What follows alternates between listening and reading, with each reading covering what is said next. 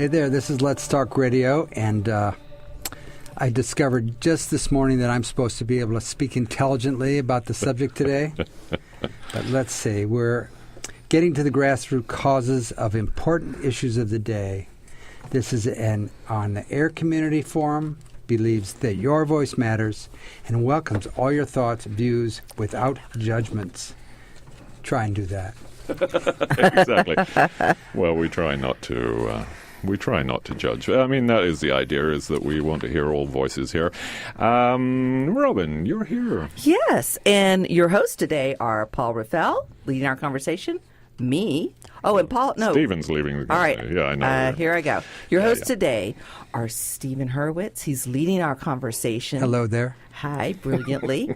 And Paul Raffel answering the phones. And I am Robin Carpenter. When you call in and hear the phone ringing, please hang on. When you hear me say you're on the air, please give us your first name, turn down your radio, and watch your language. Yes, please watch your language.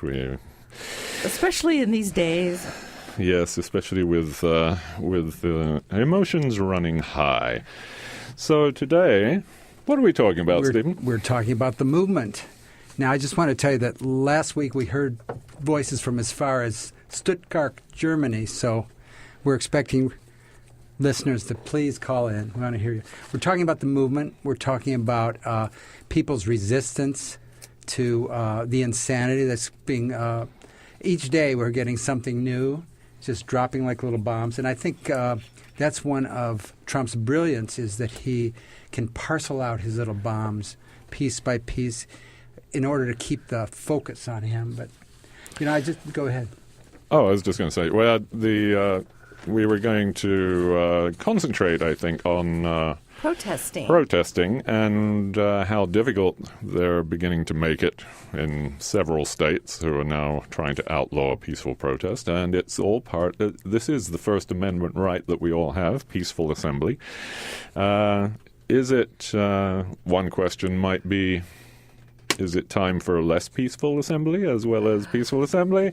And Stephen's question was, how do we get young people involved? Now, I'd say that most of the country, young people are involved pretty much. And I mean, they really showed up up during, here, maybe not so much, because, during Occupy, well, they can't afford to live here. Yeah, exactly. Yeah. We are a retirement community, after all. A town without children. A town with no children. Oh. We really are at a time. I mean, look at Occupy. That was, I think, very much a young people's movement, and I think those same people rallied around Bernie. That Bernie really resonated with them. True enough. But I do remember right before we went into Iraq with George Bush, as Paul remembers, when Paul was part of Bearing Witness, which was a very successful protest. And I went to a big protest in San Francisco, and it was the first time you had basically FBI and intelligence folks out there photographing everybody. And coming up, I remember watching the harassment and the intimidation of a group of pro-Palestinian protesters. And they pushed back on that, and they got negative press about that they were violent and unruly, and I was there when that was happening. And, so I remember then thinking, boy, with technology, things are really going to change. And do you want to then be in a file somewhere? It's harder than back in the 60s and 70s where they did it. But with the aid of technology and the fact that, like, Homeland Security is now grabbing your cell phone and your iPad or Wasn't whatever. that interesting that Flynn's phone calls were being monitored, which is how they discovered his conversations with the Russian Well, it was ambassador? actually the Russians' phone calls that were being monitored. And to me, that shows also a level of, don't they watch shows like Madam Secretary or Scandal or House of Cards? Doesn't the Trump staff watch TV? He always talks about ratings because you learn on TV. All of those folks are being we were tapping Angela Merkel. So that's right. So to not think that your calls are being, but I think they felt like, well, there's nothing wrong with calling Russia or ambassadors up. And I was just listening to Trump's press conference on the way over, and First of all, press conference? every other sentence talked about ratings.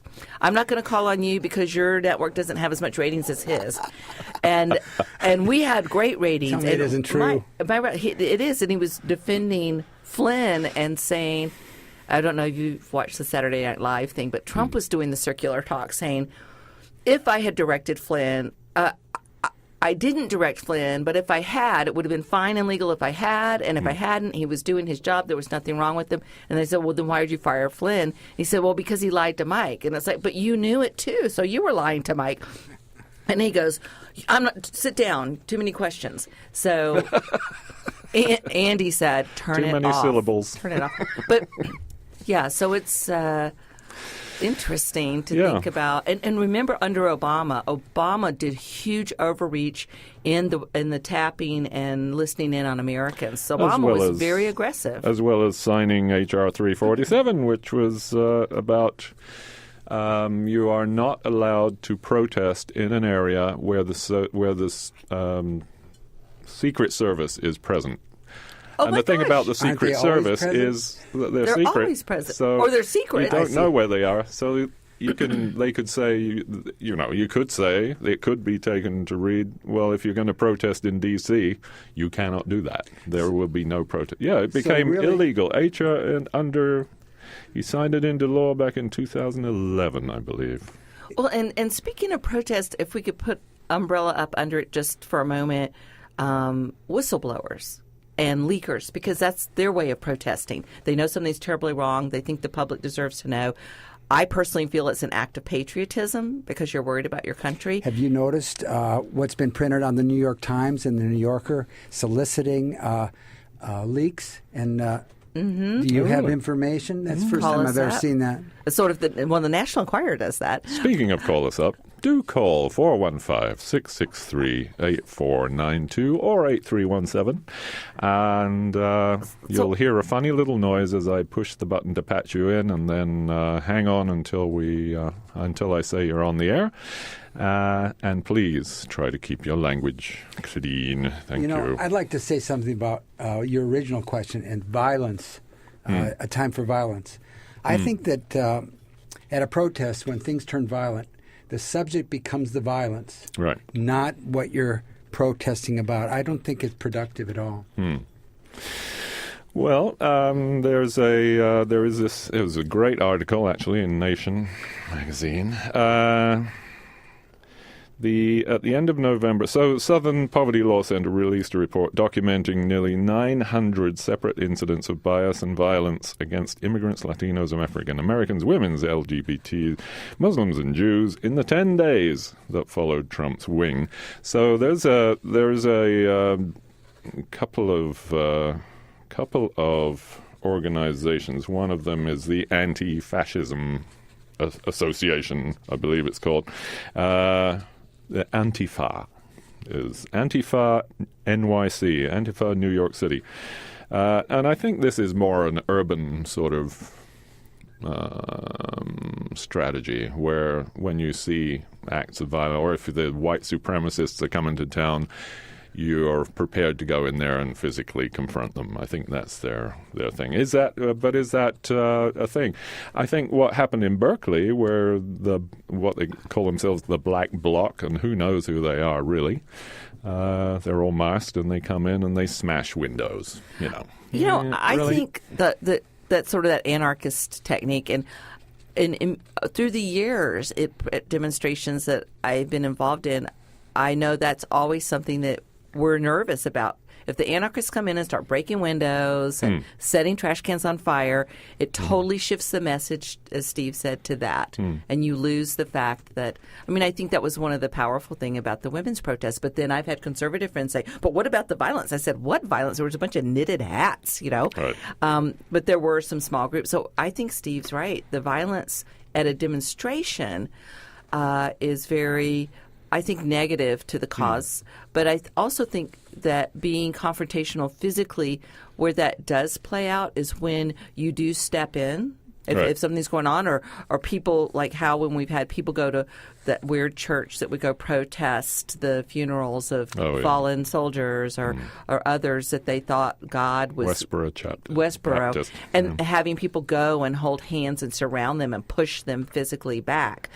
That's to me where you use your physicality is in protecting. If necessary. Yeah, if necessary. Am I the only one that thinks the actual violence was perpetrated by the Republicans? Oh, no. I think that's always been the thing that, I mean, even in the 60s, I mean, Mary, who had co-hosted with us, had been very active with the Black Panthers, and she was saying, even then, the FBI would have infiltrators and folks there to make things go awry, to make it look bad, and to scare that middle-class Americans watching TV going, oh, my God. COINTELPRO, a wonderful thing. It's very successful. But then anti-fascist tactics focused primarily around physical force proved effective in forcing neo-Nazi groups out of entire neighborhoods in Europe and the U.S. back in the 80s, is what they say. I am not a violent person, but I wonder, the question is there a place when you're facing what we're facing, possibly down the line? Knowing some people is there going to be a time when we're going to have to, like the Red Brigade in Franco's Spain? You know what's so interesting is that we have our own homegrown resistance, and it seems at the second meeting that I attended, the theme was love. Mm-hmm. All right. This is the West Marin one. Yes, West Marin. Violence was just even the conversation was considered violent, was completely out of the picture. Yeah. But and I don't mean to. Yeah. No, it's wonderful. I feel like in West Marin that there may be people who never really been. I've been with the news team to a KKK rally. I've grown up and seen and known people that are violent and do violent things. The KKK, burned crosses on my high school lawn over 2 Jewish students. So and rubbed feces all on our lockers there. So, when you see up close and really understand and know how these people are, to say, we'll just love them back. That's, when you see the way that they'll go, how far they'll go, you have to understand, at the very least, you need to be able to be in a defensive posture that might involve violence, or that might, at the very least, exactly, that you may not get violent, be but they're prepared willing to defend yourself. There's a difference between confronting diehard, actually that article also talks about anti-fascist skinheads, anti-Nazi skinheads, but you think of skinheads as being sort of the foot soldiers in the Nazi white supremacist thing. So are you saying we need our own Are you saying we need our own groups to protect everyone against these people? Cadres?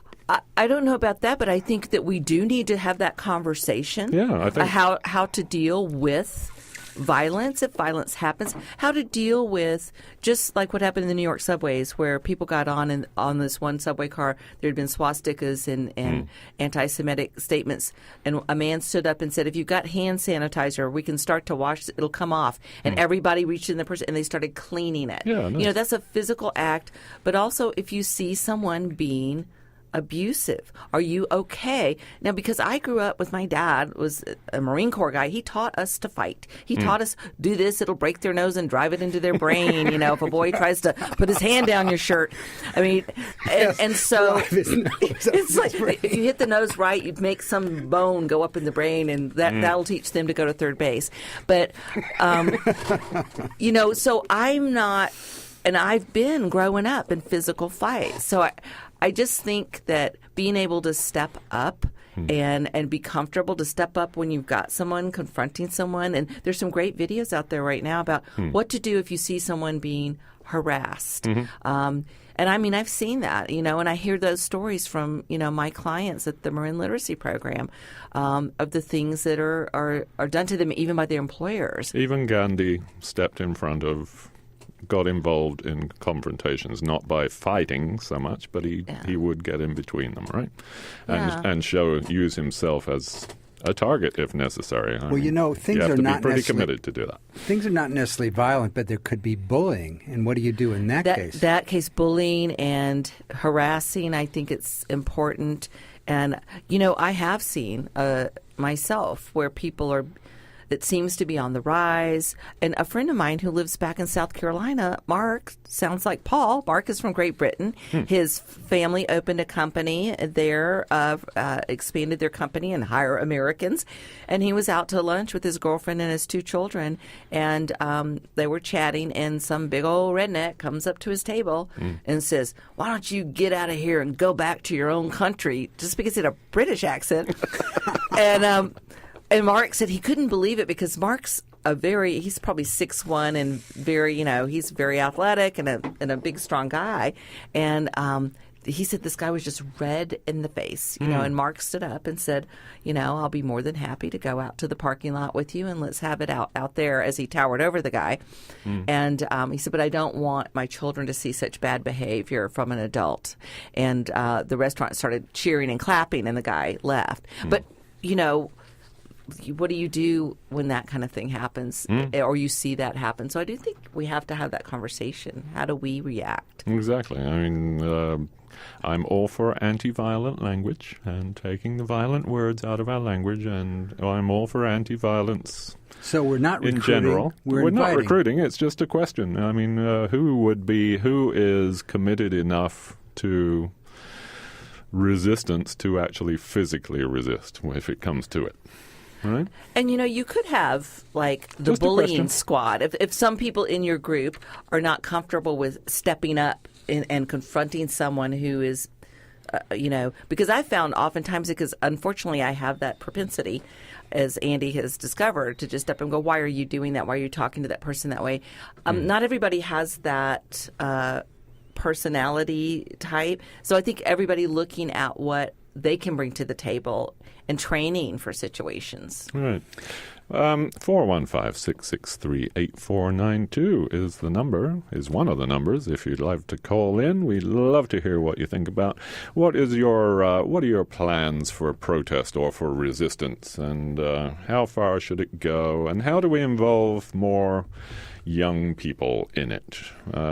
Stephen was saying that at the local meeting, standing together, it's obviously gray-haired people, and it's the same generation. We've been fighting the battles for 40 years, and we're still there, but I'm not seeing the young faces, at least in this side of the world. I think we're terribly short on young faces. Yeah, it's just so many of our young folks have had to move, or they've got little ones and they're working 2 jobs, but that's just the other thing I think for young people, unless you have sort of the college students who have flexible schedules, or us elders, kind of the in-between are but the Women's March, I mean, hey. People took time out for that. That was all cross-generational, all the way down to toddlers up to dawdlers. No, dawderers. Dawderers. Here's a quote. Charles is on the road somewhere. I think he's going out to the East Bay today. But Charles Schultz, he wrote a quote about mobs in Rome from a book called Mimesis by Erich Auerbach.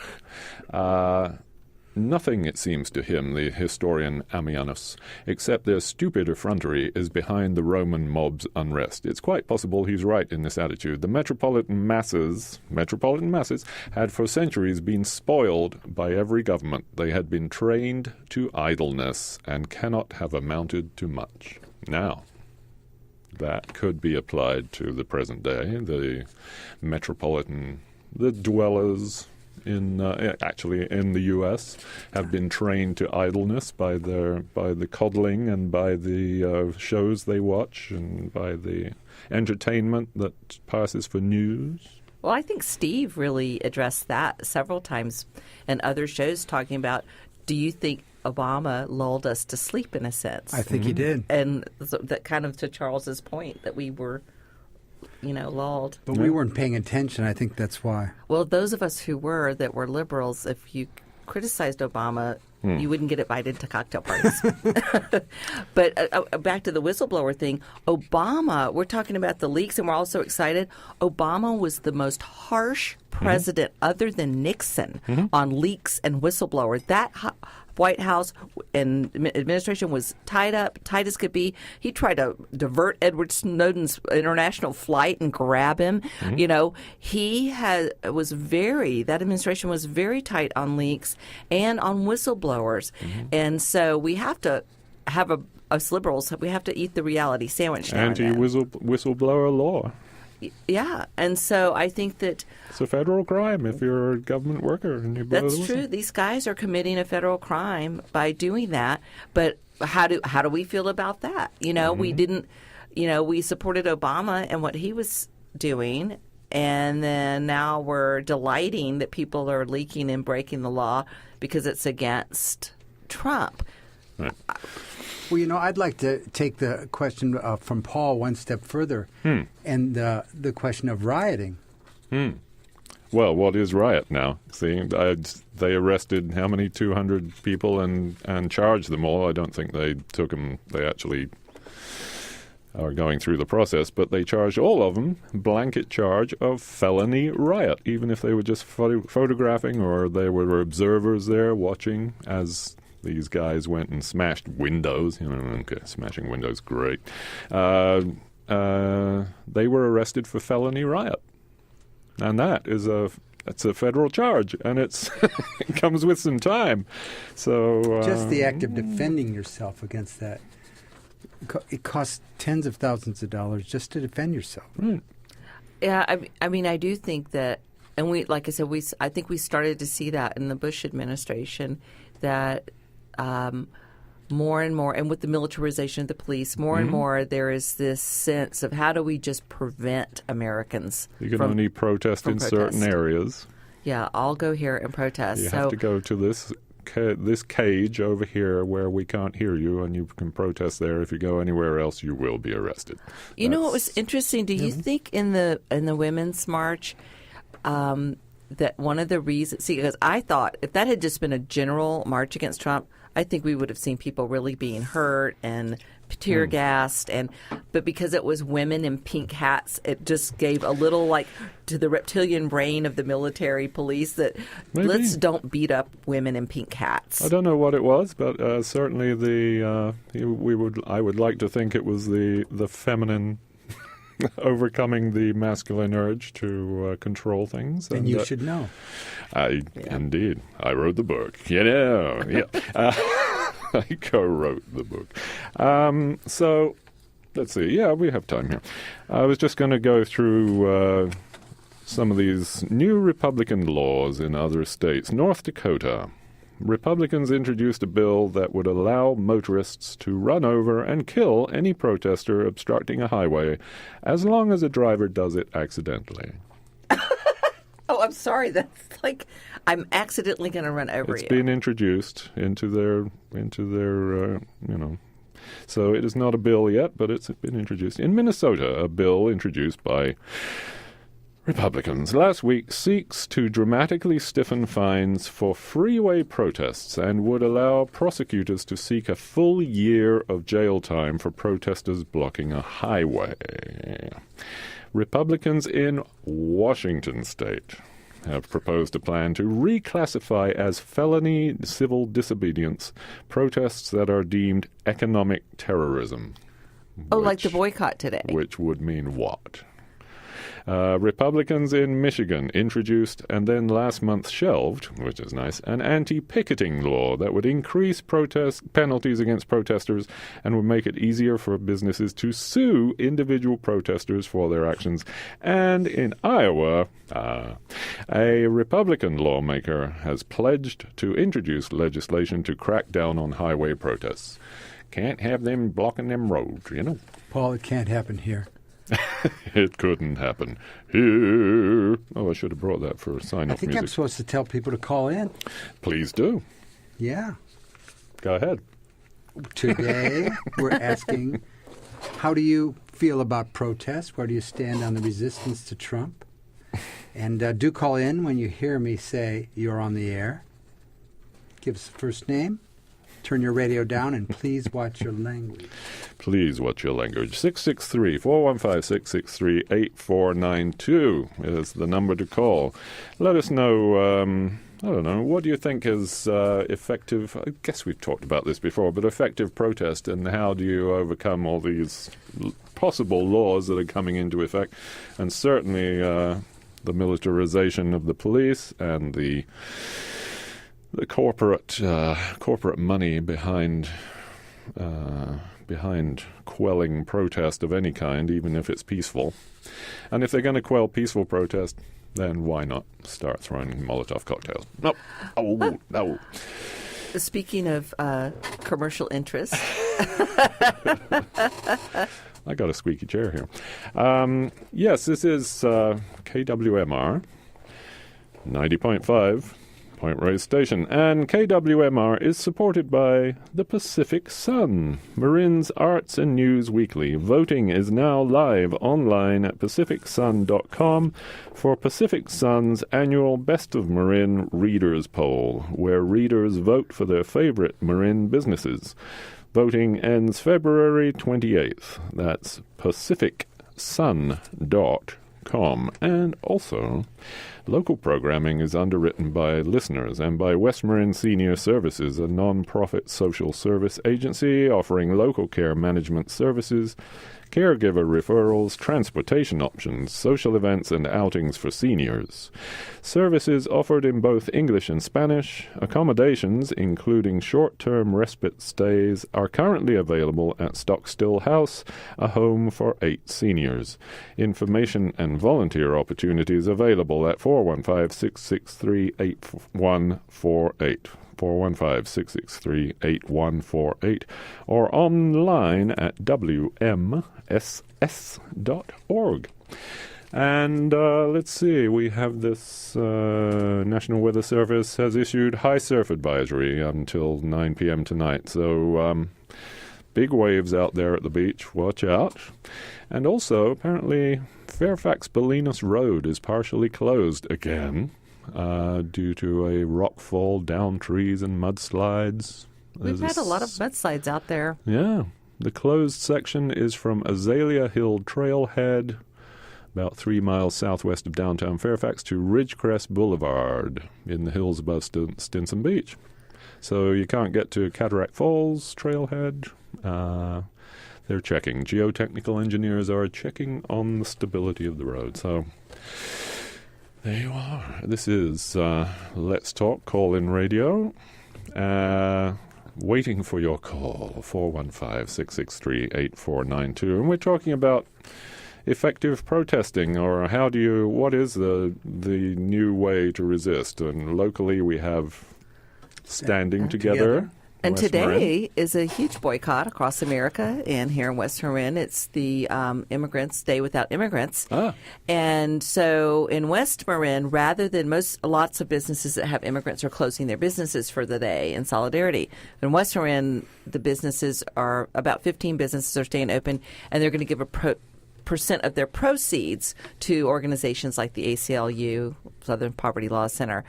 Now, there was quite a bit of pushback about this because that's sort of like, well, let's find a way to not have to take the pinch, but still be good guys. Exactly. And because boycotts, once again, being from the very sad South, boycotts are very powerful. And when you talked about they're trying to pass a law that businesses could sue people for economic cost, in the civil rights movement, the thing that really, really, really pinched were the boycotts, the refusal to use the buses. It had such an economic impact. And, money is what talks in America. And so boycotts of that nature, I think, are very powerful in economic boycotts. And I don't think Ivanka Trump is hurting for money because her clothes got pulled from so many stores. But let's just say that really was her way of making a living and was very important to her.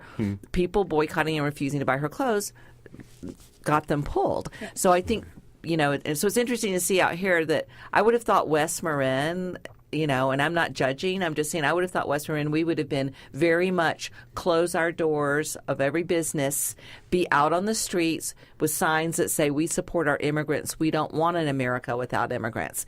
Instead of going, we'll give 10% while you have your lunch at 2, whatever. Sounds like you're judging. Oh, that is judging. Oh, sorry. But I mean, I am a little shocked because I thought of us as being a little more rebellious. Really? I don't know. So how do you guys think about it? Well, I think we're doing what we're supposed to, which is organizing. I think that's the first place to start. Get people together with common goals and talk about amongst themselves as to what the response is going to be as a group response. And I think that we are organizing and maybe even getting a little too organized. Because we're taking on one thing I think is that we're taking on too many issues. You can just spread yourself too thin but question is, what don't you do? I think we need to focus. I don't think it's about immigration rights. I think we're up against Trump, and immigration rights are an adjunct to it. I think LGBT is an adjunct. We can spend a lot of time and energy on that one specific subject, but why not focus on the root cause of that? I agree, Steve, because the really biggest issue is the attack on democracy and our Constitution. To me, that is the place where that is the fertile, healthy soil from which we grew as a country. And if we allow that to be completely contaminated and ripped away, then we have nothing. So I really think that, and the fact that it looks like the Russians that we have Russian agents running the country. In the presidency. And the presidency is still, to hear Donald Trump say, well, we're not so innocent, we're murderers. That's what's freaking me out, is that the attack on the judiciary, the very heart of what makes America America in the good sense, that very heart is being attacked. So you're right. It's like we're going over there trying to fix the broken finger when someone's stabbing the heart. I don't know. How do you guys think about that?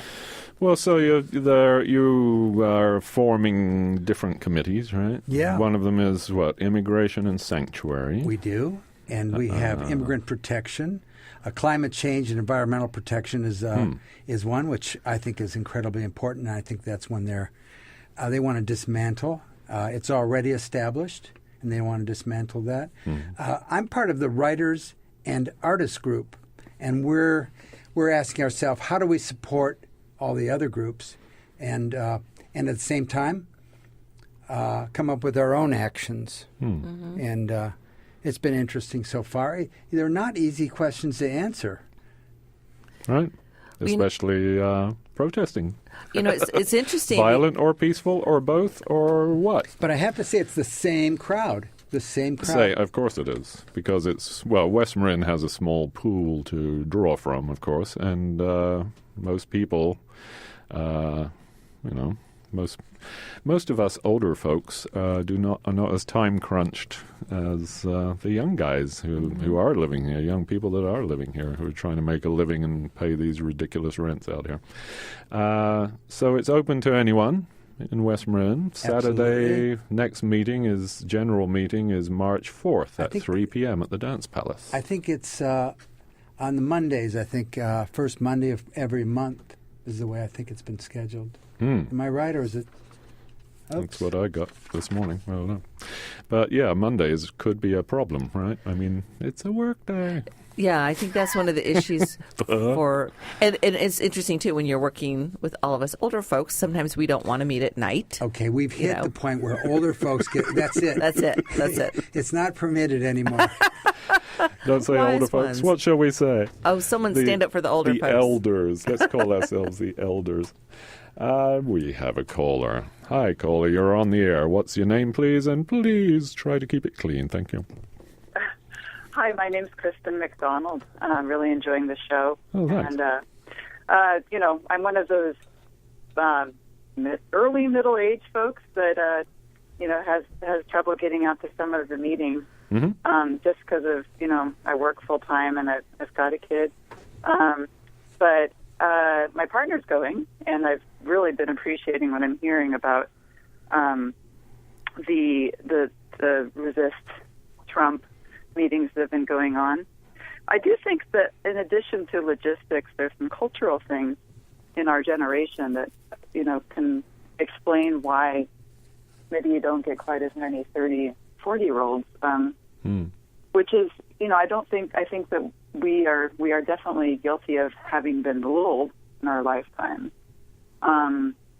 Whereas folks that lived through the civil rights era, that lived through the Vietnam, were alive and all that was going on, have really had to figure out a way to stand up in a big way to the power structures in this country. So I think folks, I hear a lot of folks around my age, saying things like, well, I don't know, let's see what happens, or, well, this doesn't affect me. And it's really surprising and disturbing and shocking. I also think that, activism isn't cool in this generation as much as it is in the older generation. Interesting. I think there's some self-criticism that needs to go on, with our generation around that, to look at, what we can do and how we can change our attitudes around what activism means, and, bring it into our discourse and into our family values and into, things that we do on an everyday basis. So that's my 2 cents, and I do hope to get the word out and trying to spread the word among friends and family in the area here too. Thank you. I have a question for you. Yeah. Do you feel that when you say activism is not really a cool thing in your generation, even among the very liberal in your generation, it's still considered just not an effective use of time? Or why do you think that is? Yeah, I think that activism just is the term itself isn't something that many folks identify with. There's maybe an image of people that are being activists for activists' sake, sitting out there and protesting whatever comes along, right? Which is not at all how I see it. But you mentioned something that I think was important. I'm definitely somebody who feels passionately about what things that are going on, and when I see a need to be in the streets, I do that, and I have an activist job. But it's something that I've noticed that I feel like there's maybe a little bit of a disconnection culturally. Interesting. You mentioned something earlier. You were talking about the Vietnam War, and I think a lot of our protests came out of that. Yes. We had skin in the game, and I think that's a problem right now. There really is no skin in the game, and that's one of the reasons I hate to say it, but I think this volunteer army has been destructive rather than constructive. Of course, they don't want. They want people who are going to volunteer, and yes, the draft was a very disruptive. I mean, if it hadn't been a draft army, it would have been still going probably. Who knows? Excuse me for laughing. Anyways, that's right. I definitely feel like when I talk with my folks about that era and the work that they did, the relationship with the draft, what they personally did, what their friends did, how it affected their lives, it's definitely part of the fabric of the culture that shaped them as activists. Yeah, I was there, possibly being grabbed right off the street. Right. Yeah, I wasn't here, so. Yeah, it was very frightening to, I think all of us, no matter where you were socioeconomically or culturally, if you were in that era, you knew people that went to Vietnam. I mean, my former husband was there and at the Siege of Khe Sanh and has suffered the effects of Agent Orange. And so that was really, as Steve was saying, having everybody of every walk of life, except for very wealthy people whose dads get them off or whatever, but being able to be drafted. You mean like Trump? Yes, like Trump and like Bush. But, I think that when you do have a volunteer army, that changes everything. When you have anybody's son or daughter can be sent, into these wars, you would have so many people in the streets because you would, know people who were either prisoners of war or killed or wounded, right, or came home changed forever. I think just to broadly generalize, what you see now is that people that do feel a personal impact from these policies, and these, you can call them that. I feel like I agree with what you were saying. It's really a fundamental undermining of our democracy. But it's people that are feeling the first impacts are the ones that are getting the most organized in a lot of cases. So people of immigrant heritage, Muslim community, women. Yeah, as always, they're bearing the brunt. There is an element of that. For those that are privileged enough not to have our lives immediately changed. If you scratch the surface of many Trump supporters, I think you'll find this strong pride of military, sure, whether they served or not. The flag. But it's interesting because many people, and I come from a military family, and most people in the South served in the military, did not like George Bush because he felt like he was turning the military into a corporate army. And they're also very suspicious of Trump because one thing that military families and folks are suspicious of is being used as a corporate army to protect oil or gain oil. So there is that current, too, I think. Well, it's also, of course, the military is huge. Yes, it's the biggest user of fossil fuels there is on the planet. Well, thank you for your call, and that brings up a wonderful topic of conversation, actually, about that activism is there's activist burnout among younger people who have seen older people doing it for a while and not seeing too many good effects, maybe? Would that be a good... Well, I'll tell you a personal story. Several months ago, I was not leafleting, but I was standing at that little table out there in front of Safeway looking for signatures for ballot initiatives. And the people that walked by with no recognition were these younger people, and I was surprised by that. They didn't even look at me. Yeah. Well, thank you so much for your call. Thanks for the show, and thanks for taking my call. Thank you for calling in. It's wonderful.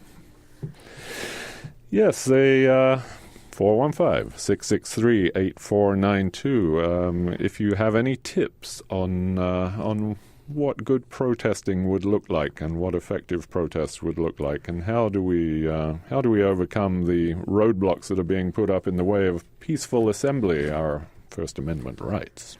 For me, I really feel that the two things that are the most powerful when things go awry are boycotts, especially economic boycotts. Those are very, very powerful. That's right. Divesting, having divesting of funds. True. Any way you can put an economic pinch. And secondarily is through the courts. The first thing that I said is, I can't afford to go to Washington, but I can afford to make an extra donation to Southern Poverty Law and ACLU. So finding those ways, and if you're a person who's not comfortable protesting, hold a little fundraiser at your house for an organization that's going to be critical in defending the Constitution in this country during these times. And or also, I know I've gotten for Marin Literacy Program, we're getting a lot of calls with new volunteers wanting to come and help. And I talked to my student coordinator, who's the genius that really runs everything. And Marta is a green card holder.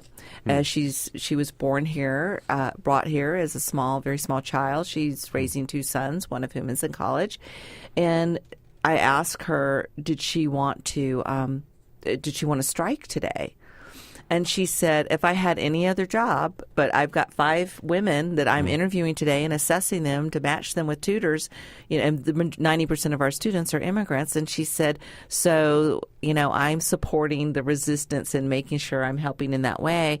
But she had an incident last week where her car was broken into, and our MLP laptop and her phone and other things were stolen. And she called her insurance company. They said, well, you need to file a police report. And Marta thought, she said, I've never been afraid. But she said it was very, because now that green card holders have been being threatened, she didn't feel safe to call the police. And she's never felt that way before. Wow. So that, just seeing things kind of through her eyes and what she thinks she can do, and what what's happening in her community here. So green card holders are being deported? Remember with the Homeland Security, they were picking up green card holders and harassing them. And also what's been going on is in the Latino community, there were certain people trying to convince them to give up their green card. There were scams going around about give up your green card and you'll be safer. And there were a lot of things like that going on. We usually get Canal Alliance is our great resource for giving us that information that we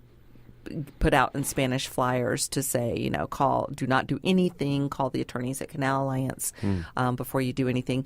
But so she doesn't feel so safe, with the way things are. Boy, that's a sad state of affairs. I'm kind of glad I got my citizenship a couple of years ago. Oh, yeah. Caller, you're on the air. What's your name, please? Oh, hi. This is Gail. How are you? Hi, Gail. Hi, Gail. Hello. Hi. Hi, everybody. Great show, as always. Thank you, thank you.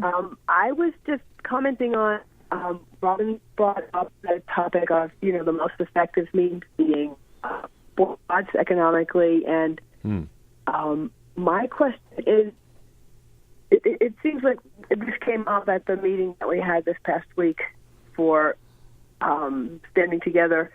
But there seems to be much more of a need both for, it's who determines if we're going to have a day without immigrants? Even though somewhat publicized, it really just have the feeling of mass, that would make it a very effective movement, a very effective protest. Mm-hmm. And oh, Gail, you're dropping out. Are you on speaker or? No, I'm on a cell phone. Oh, okay. Is that better? Yeah, that's better. Sounds good. My question really is, what is the place of national versus local action in terms of putting these events together and really having the kind of participation and the clarity and the unity that could make them more powerful? And who decides, okay, we're going to have a boycott, we're going to have an event, we're going to have a march, we're going to have a day without women or a day without immigrants? I guess it just doesn't seem to be as effective to have them be random kind of events. But how did the women's march? I mean, didn't that sort of come from the groundswell up? It seems like those things sort of organically come up.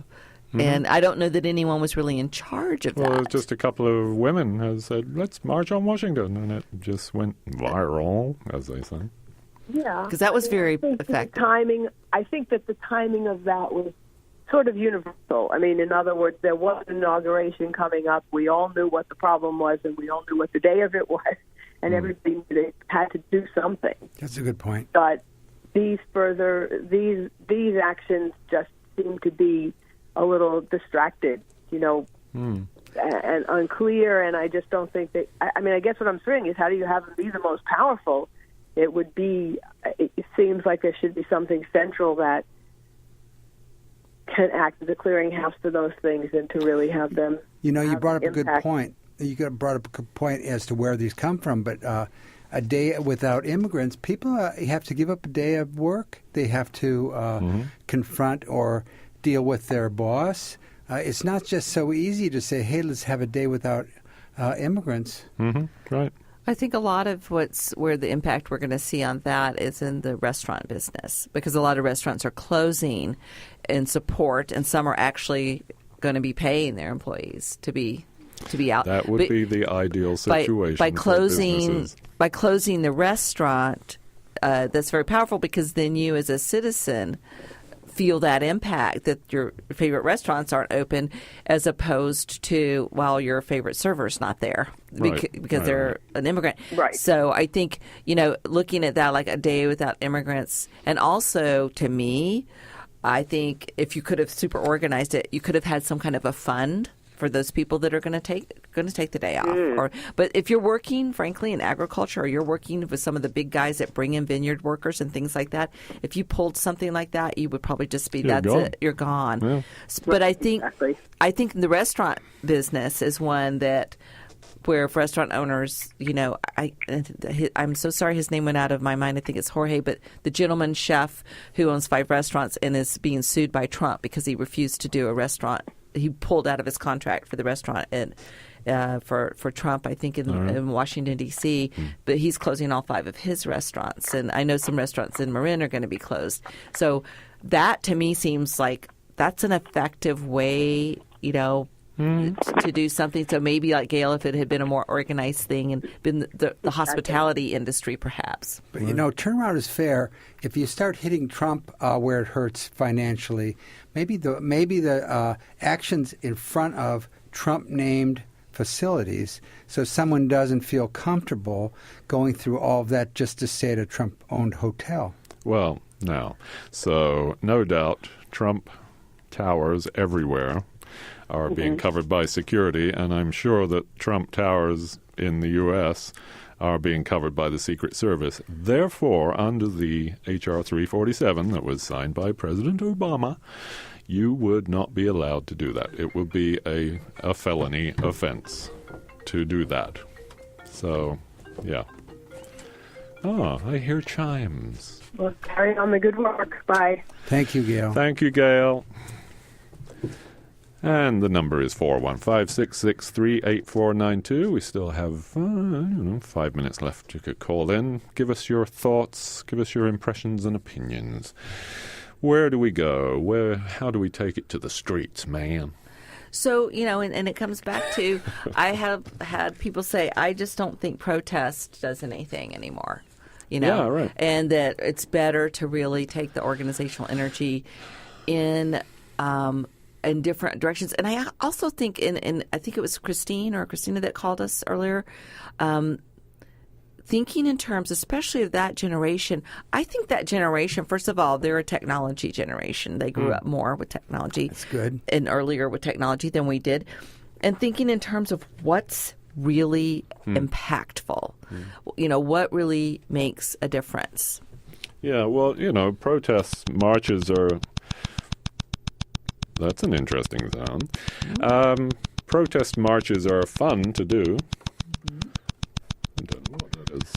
I mean, they can act in terms of really being something that brings the commitment together and makes us all feel like, look, right. I'm not the only one horrified. And a huge photo op like that, like the Women's March, was, of course, an effective thing, a PR tool. Yes. But, I remember millions and millions of people around the world, the biggest demonstration ever, street protest ever around the world, did not stop the Iraq War. Yeah. Hi, caller, you're on the air. What's your name, please? My name's Rob. Hi, Rob. Hi. So I've been listening to your show today, and the reason I called in was I think Steve was asking about where the younger people, that it seems like it's the same group from the 60s that's protesting now. Did I hear that right? Or yeah, pretty much, yeah. So a lot of younger people that I know, and I'm kind of in between. I kind of grew up in the 70s, which was sort of an apathetic era, but a lot of them don't really know, like, the history. Like, they don't know, like, the history of the labor unions and what that did for the country, or they don't really know how the Constitution and the 3 different branches of the federal government are supposed to work as in a series of checks and balances. And what I hear a lot, and most of them are anarchists, the people that I'm thinking of, but they believe that it's all a conspiracy being run at the highest level behind the scenes, and it doesn't really matter who you vote for because it's the same thing. I think it goes back, they feel like they were persecuted by the Clinton administration and things that went on during that time. The 3 strikes law, I think, came about during the Clinton administration. The increase of the prison industry. Yeah. And they, a lot of them spend most of their time getting their news or information, in quotes, from the internet and from conspiracy websites. They believe in the Illuminati kind of running things, and even they think that the public schools that they were sent to were brainwashing them, and trying to make them slaves to the system, and so the only recourse a lot of them feel is violence, because they don't feel that you can change the system within, and it doesn't matter who you vote for. Right. And so they didn't vote for Hillary. I mean, they didn't, and that's, I think, the bottom line why we have Trump is because many people did not vote for Hillary, even though it would have been in their best interest. Right. I also think the news media loved Trump just because he was so entertaining that they gave him tons of exposure. Yeah. No publicity was bad publicity in his case. So anyway, that's kind of my 2 cents on the where the younger be. I'm kind of painting with a broad stroke. I know that's kind of doing a disservice to a lot of younger folks, but I hear that a lot, and I think I know a lot of people that just choose not to participate because they think by participating in the political system, they are lending themselves as slaves to it. Yeah, I think those are all really valid points, and I agree actually with most of them. And it's hard to justify carrying on in participating in the system. You look at Russell Brand or Bernie Stephan locally, who are objecting to that. Anyway, we got to go. Thank you, Rob. Thanks, Rob. Really appreciate it. Okay. Thanks, man. And there you I go. want to thank everybody for calling. Yeah. Go ahead. Yeah, that makes a great show. This is your part of the conversation. So hope you tune in with us every week. We always have great current topics. Yeah. KWMR does not take a stand on any of the issues discussed on Let's Talk. Opinions expressed on this program are those of the hosts and callers, and don't necessarily reflect the views of KWMR, its board of directors, underwriters, or members. Next week we'll be discussing, I don't know, like I wrote to you, let's do puppies. I know Paul was saying, let's do puppies and pets. And I was that's not a bad idea. It was one of our favorite shows. Can we just do Animal puppies? Puppies are Companions. trending. I think, well, we'll talk about it. I have an idea, maybe, especially Rob gave me an idea. So Okay. we'll let you guys know. Anyway, every Thursday, 11 to noon. Thanks for listening, everybody, and thanks for calling.